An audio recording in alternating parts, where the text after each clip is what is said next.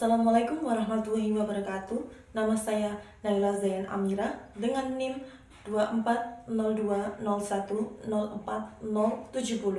dari Pendidikan Bahasa Jepang. Saya akan mempresentasikan hasil bacaan saya dari artikel Peran dan Prospek Pendidikan Bahasa Jepang sebagai Bahasa Asing di Indonesia. Pendidikan bahasa Jepang di Indonesia telah mengalami perkembangan yang sangat signifikan dari beberapa dekade kebelakangan ini.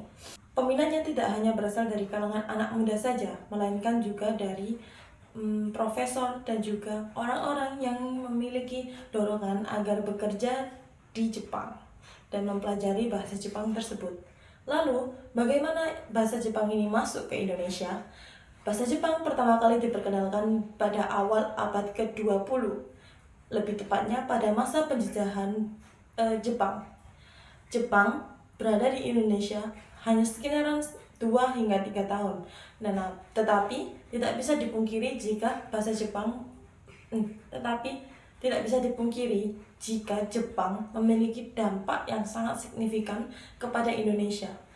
Minat belajar bahasa Jepang ini tumbuh dengan seiringnya hubungan ekonomi dan juga budaya yang dilakukan dengan Jepang dan Indonesia, sehingga mendorong rakyatnya untuk melakukan pertukaran budaya. Hal ini dapat dilihat dari banyaknya institusi yang menyuguhkan pembelajaran bahasa Jepang, mulai dari SD hingga jenjang universitas tinggi yang juga memperkenalkan bahasa Jepang. Lalu apa sih faktor yang mendorong bahasa Jepang ini sehingga menjadi bahasa asing yang populer di Indonesia ini? Yang pertama adalah budaya pop. Adanya film, drama, anime, dan juga band berasal dari Jepang yang sangat populer dan juga diminati di Indonesia, itu mendorong adanya minat untuk belajar bahasa Indonesia. Contohnya seperti anime Kimi no Na wa dan juga band yang menyanyikan soundtrack Kimi no Na wa, yakni Red Waves. Yang kedua adalah besarnya prospek kerja. Adanya perusahaan Jepang yang berkooperasi di Indonesia membuat peluang bagi mereka yang menguasai bahasa Jepang. Bahkan tak jarang perusahaan-perusahaan ini mengirimkan tenaga kerja Indonesia kembali ke Jepang untuk bekerja di Jepang. Dan yang terakhir adalah pertukaran budaya.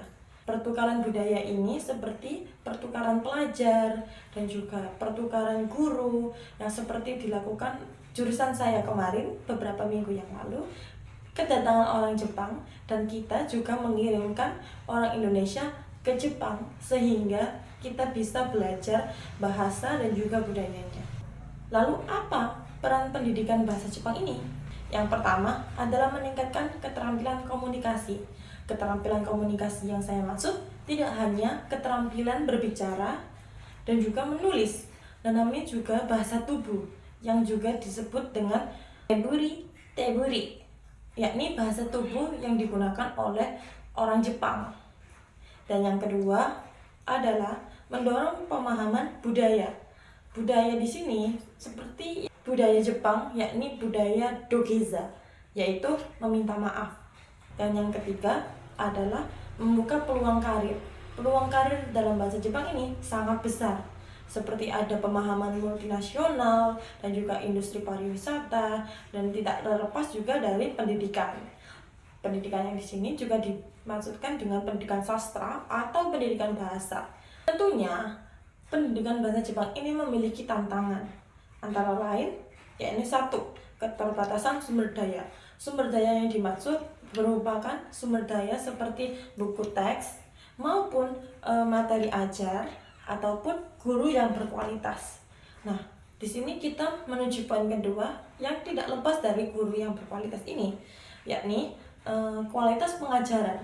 Jadi banyak guru bahasa Jepang yang belum memiliki pelatihan yang memadai sehingga mempengaruhi kualitas pembelajaran mereka. Dan yang terakhir adalah persepsi masyarakat. Jadi banyak stereotip yang bermunculan di masyarakat bahwa bahasa asing yang perlu dikuasai itu hanya bahasa Inggris.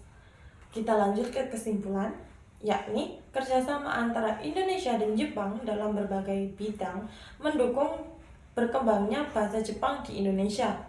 Dengan bahasa Jepang, kita bisa meningkatkan keterampilan komunikasi dan juga pemahaman budaya yang membuka peluang karir. Walaupun tentunya pasti ada rintangan yang harus dihadapi, tetapi tidak bisa dipungkiri prospek kerja bahasa Jepang ini di Indonesia sangatlah besar. Sekian hasil dari pemahaman saya. Untuk salah kata dan juga salah perbuatannya, saya minta maaf sebesar-besarnya. Wassalamualaikum warahmatullahi wabarakatuh.